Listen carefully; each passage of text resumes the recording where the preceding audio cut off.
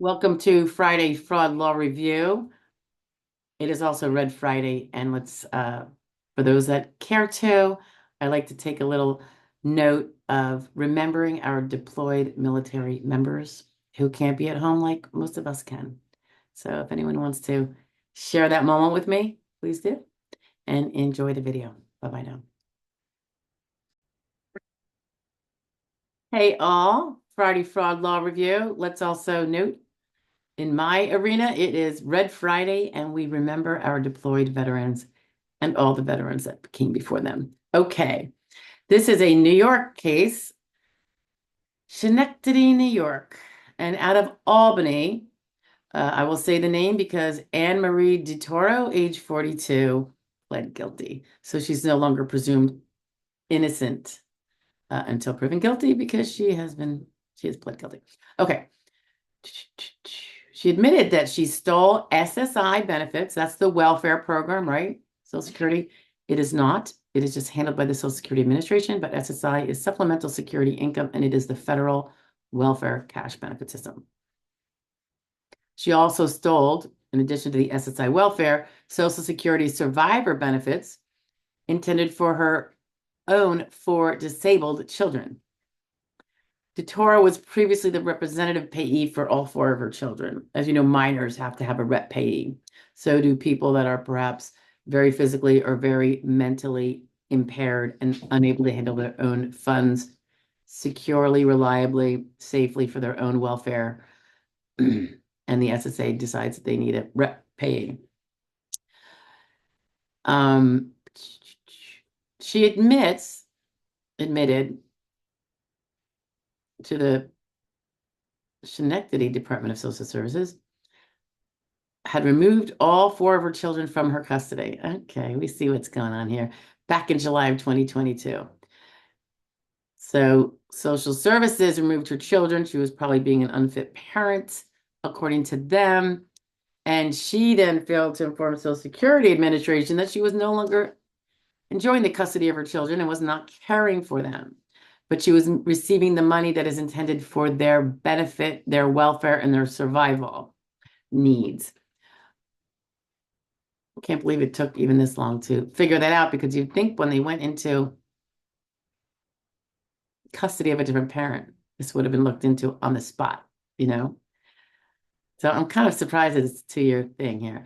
She continued to receive Social Security benefits on her children's behalf. She admitted that she spent the benefits for her personal use, despite knowing that she was not entitled to that money. This was over $25,000 in benefits intended for her children. Here's what she gets if she's convicted. Well, she was pleading guilty, so that usually means a conviction unless for some reason they appeal it, which isn't very likely. Or I suppose if a judge didn't accept the plea, but that would be unlikely too. DeToro faces a maximum term of imprisonment of 5 years, a fine of up to $250,000, and a term of supervised, looks like they're missing a word, release of up to, or probation of up to 3 years. She will also be required to pay restitution to the Social Security Administration. Okay.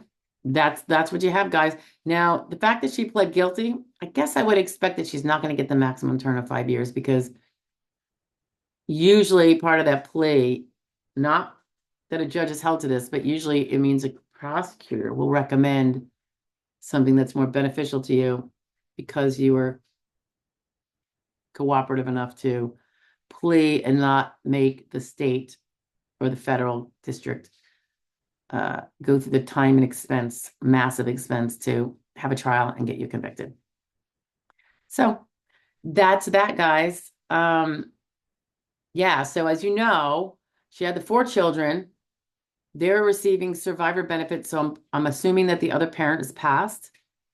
And then she is not apparently a fit parent. The children get taken away from her.